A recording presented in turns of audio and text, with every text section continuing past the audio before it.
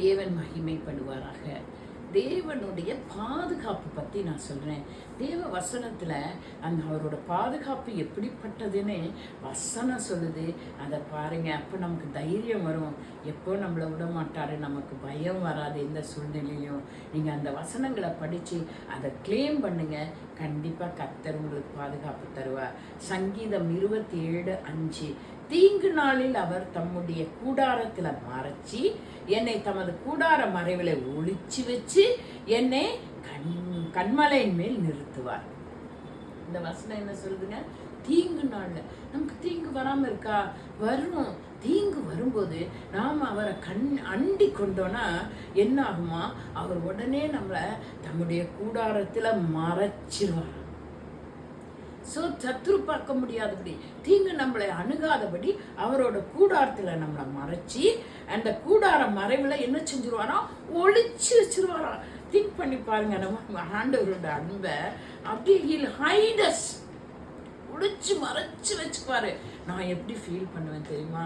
அப்படியே ஆண்டவர் தன்னுடைய போர்வை போட்டு மறைச்சி விட்டு இந்த பிள்ளை இல்லை அப்படின்னு சொல்லி மறைச்சிருவார் இல்லைங்களா? அவர் கூடாரத்தில் மறைச்சி ஒளிச்சு வச்சு அப்புறம் என்ன செய்வாரா? என்னை கண்மலை மேல் நிறுத்த ஒளிச்சு வச்சு தீங்கு போயிடும், ஓடி போயிடும், சத்துரு போயிடுவான். அதுக்கப்புறம் உன்னதமான உயரமான இடத்துல நம்மளை நிறுத்துவாருங்க. இதுதான் அவருடைய அன்பு. நீங்க தீங்கு காண்றீங்களா? தீங்கு வரும்னு பயப்படுறீங்களா? Claim this word. இந்த வசனத்தை நீங்க சொல்லி ஜெபிங்க.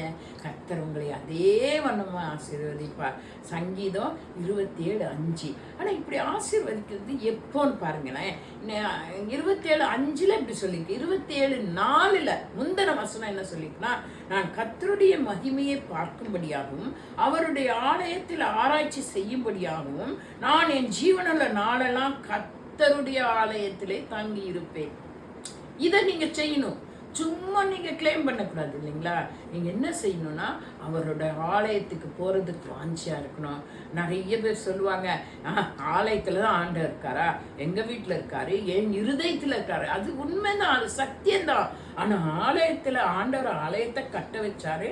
சபை கூடுதல் இருந்தது. நாம சபைக்கு போனோம், ஆலயத்துக்கு போனோம். அதான் அந்த முந்தின வசனம் சொல்லுது.